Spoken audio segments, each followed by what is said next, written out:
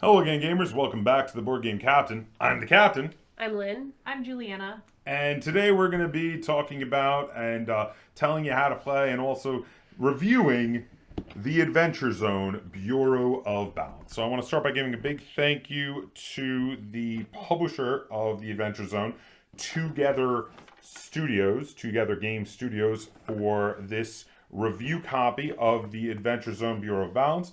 The game was published by Together Game Studios. It was designed by Keith Baker and Jen Ellis. And again, thank you, Together Studios, for this free review copy. Before we get too into the review, though, I do want to say I got a ton of links in the description down below that you can check out at your leisure. There's a link to BoardGameCaptain.com, which is a great hub for all things Board Game Captain. And Lynn and I have started doing some semi-regular blog posts over there. There's also a link to my Teespring store if you'd like to get yourself some cool Board Game Captain merch, t-shirts, mugs, etc. And there's a link to my Patreon if you're in a position to and would like to support the channel. All right. So what now? You gotta go through the... Thank you.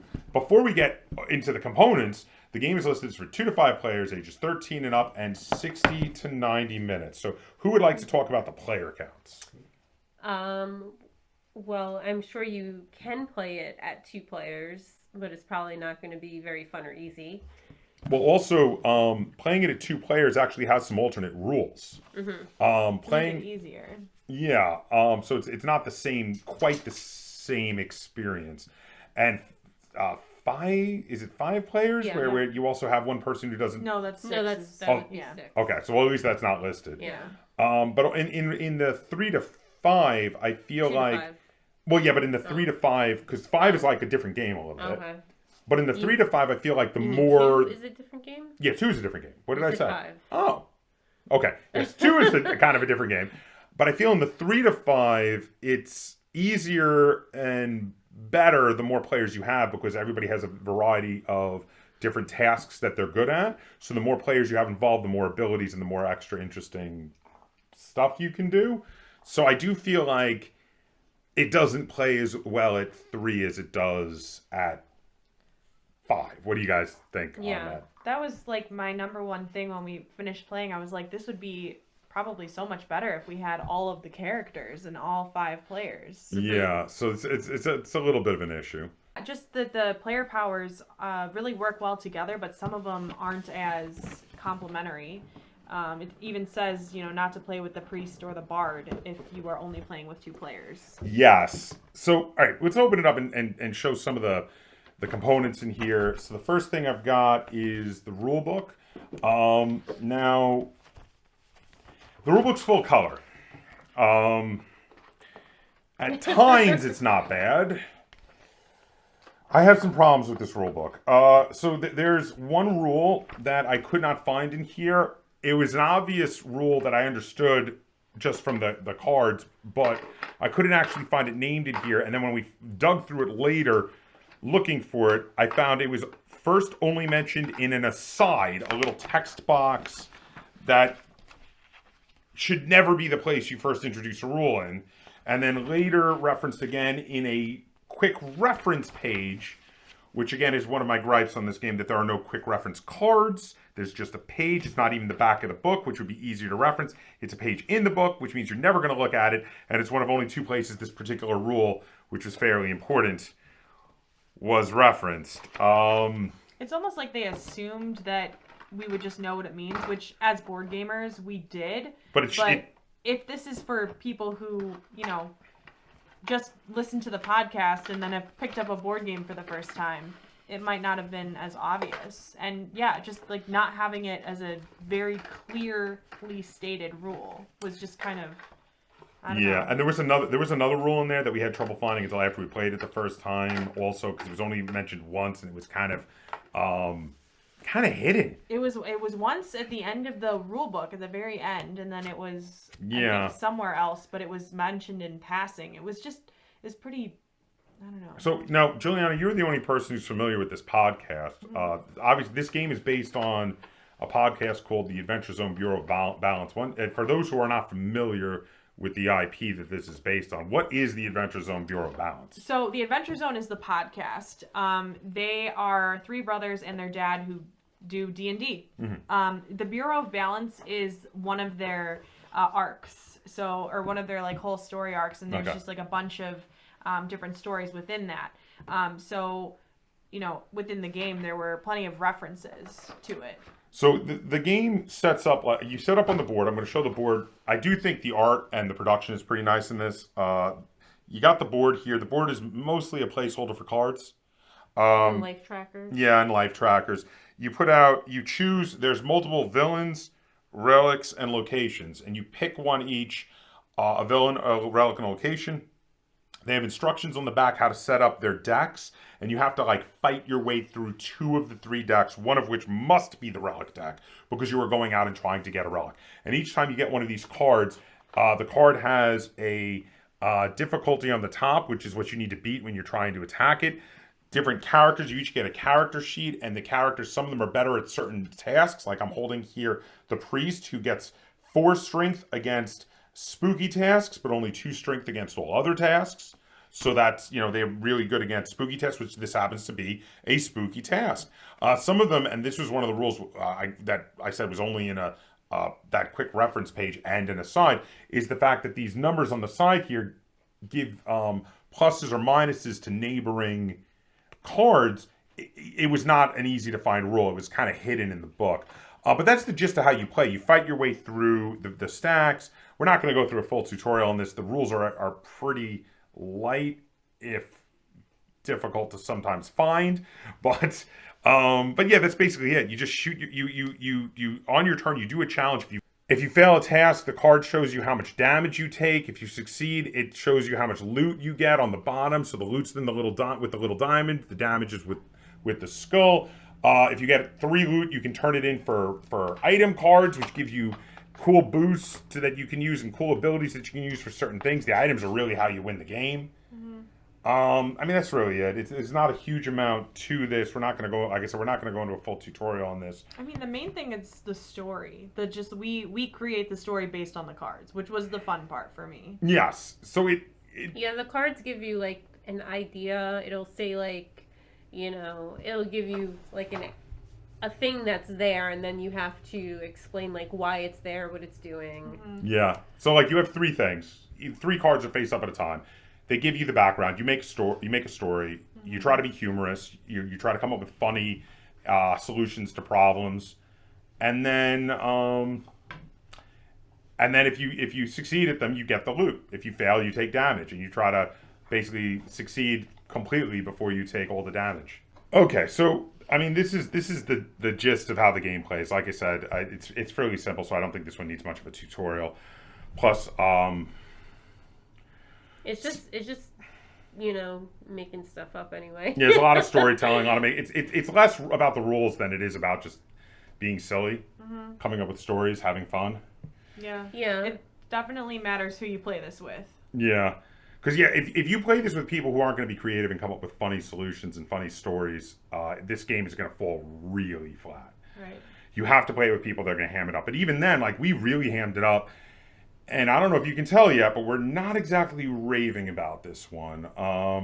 There's some issues. So let's start with the negatives. I've already gone into my first negative with the rule book. Juliana, give us a negative. I thought it was too long. I got bored. It did drag on a bit. The game did drag on longer than it really should have for the level of complexity it has. I agree. Lynn, negative? It's just there's not a lot of game there. No.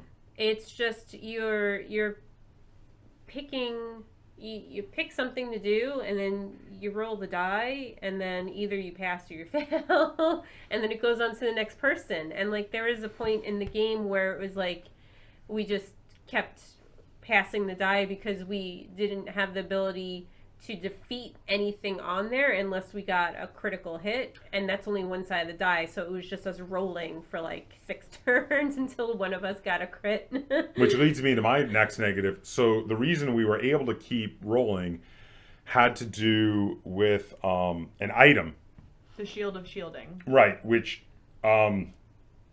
Juliana in that game was playing as the Bard, and had the Shield of Shielding, which you could use your token. You could spend your token to reduce the damage by 2. But the bard had an ability that anytime they spent the token at the end of their turn, they got their token back, which means that since really none of the challenges were doing more than 2 damage, once you had that, we were essentially invincible. So when we had these really difficult challenges, it just became, all right, well, we're just going to roll till we get a crit. And that's kind of not fun. I feel like a lot of these cards don't feel like they were play tested well enough, because there's some cards in here that are like that. There's another item that just basically ups your ability to be at the level of the special level that every character has. Usually characters have a 4 power against one type of thing. The wizard has a 4 power against magic challenges. The rogue has a 4 power against traps, etc. There's an item that just goes, yeah, you get 4 power against everything. Yeah. And it stays around. It's not just a one use, which I just feel like... It wasn't well thought out. Yeah. Okay. Oh, do we have any more negatives? I mean, I'm sure we do. We didn't get items nearly, like, at the very beginning. I don't know, it took us a while to get the actual items. It's like early on, it takes a little while to get the items, and then once you have them, the items are really where it's at in regard to how you do well in this game and how you win this game. So it's a little like slow to start and then drags for a while, where once you get certain items, you're like, well, I can keep rolling, see if I get a crit. It's not a big deal, I'll just keep doing it. Yeah. And that's not really that fun. Okay, so positives. Then let's do positives. I'm gonna go first, since I went first on the negatives also. I enjoyed the making up of our own stories and coming up with silly ideas, but I do feel like that's a self-service pump of fun, because the story's not in the game. You're creating the story. Everybody takes a little part of the game master role. If you're playing a role-playing game, everybody has a little game mastering. You come up with your fun. I mean, you could hand someone a stick and a rock and be like, come up with something fun to do with this. And they could create a whole game around it. It's the same thing. They handed you stuff and were like, you come up with the story. You come up with the fun. So like my biggest plus also sounds like a negative. There are prompts. I mean, but it's like story prompts. It's exactly what it's. I just realized it's like story prompts. Yeah. But I mean, I did enjoy playing it. I had fun while we were playing it, and then just after we stopped, I was just like, oh, that's kind of like not really a game there. No. You know, it was just kind of like making up stuff with my friends. Yeah. Yeah. I think the biggest, maybe only I mean, besides being with my friends and having fun, I do like the little sheets that you get to... Yes. You kind of just get to create your character a little bit. But also the theme, it wasn't very strong. But the items, there were some items there, and the whole thing is like the fantasy Costco where all your dreams come true. Yeah, it's fun. I will say, Garfield the Deals Warlock was not in there, but... He's in the rule book mentioned, but okay, that's it, yeah. But, so I want to agree with you. I think the best fun I had was making my character. Mm-hmm. That was a lot of fun. I did like coming up with the stuff myself, but again, there are other people I game with that have trouble coming up with stories on the spot, doing storytelling games like this, and I would never ever want to attempt playing this game with them, because they would not be able to get into this. Right. They would be like, oh, I don't know, I'm just gonna roll the die, I mean, and yeah. It's very much, it's one of those games that very much relies on you as a group to be on board with its method of fun and creating your own fun along with it. Mm-hmm. All right, but so obviously, because we're not so raving about it, and also because of how simple the game is, like I said, we're not going to go into a full tutorial. Did anybody have anything else you guys wanted to say about the Adventure Zone Bureau of Balance? I don't think so. No. Yeah, I think we covered it. Okay, so yeah, I'm a little disappointed. I had high hopes for this one. I thought it looked really cool and it looked really fun, and I was excited to try it, and I'm a little disappointed. I had fun playing the game, but it did drag after a while, and also really the fun I had was created by us. It wasn't. I mean, you can say that kind of about a lot of games, but also games with proper, interesting, fun mechanics really aid you in making your fun. Whereas in this, it's like we have some uber basic mechanics. It's a number and you have to roll greater than it. That's it. And you have to come up with your own story of why you defeated that challenge. And the fun is had in the coming up with the story. There wasn't enough meat here. There wasn't enough rules, and then the rule book itself was kind of poorly done. I was struggling a bit on this one. I'm gonna go. You know what? It's not bad, but it's not good either. I'm gonna go 5 out of 10 stars. I'm very middle of the road with this one. It's not a negative rating, but it is a I'm disappointed rating. I did not enjoy this as much as I thought I was. And if you can tell by the way we're all sounding kind of down, I don't think anybody enjoyed this as much as we thought we were going to like this game, having first looked at it in the fun art and the fun presentation. Like, who wants to go next? I mean, I was also at a 5. I love the Adventure Zone. It's one of my favorite podcasts, but this game really falls flat for me. And see, like, I was going to recommend it to fans, and you're a fan of the podcast, and you still are like, no, because the thing is, I think about the fans of the podcast, and they're usually people who either play D&D or want to play D&D, and I can understand if you want to play D&D, maybe trying this game would be good, but if you already play D&D, like all of us do, I don't think it's worth picking up. Yeah, if you're a role player, this is not a good role playing game light. It's not gonna fill that niche for you. You're gonna try it once and probably not play it again. I agree with everything you guys say, but I think I'm gonna go with a 6. Oh, generous. Just because, I mean, it says 13 and up, but I mean, children can play this. Like, I don't understand why it's 13 and up for the age. So you're gonna recommend it?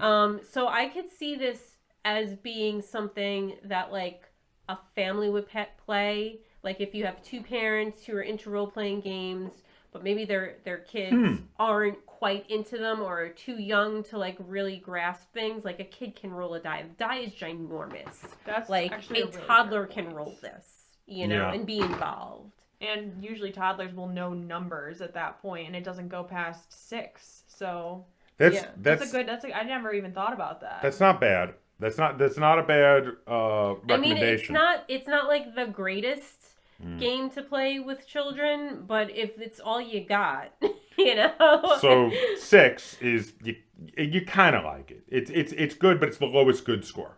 Yeah. I mean, pretty good. I had fun playing it. I just don't think that.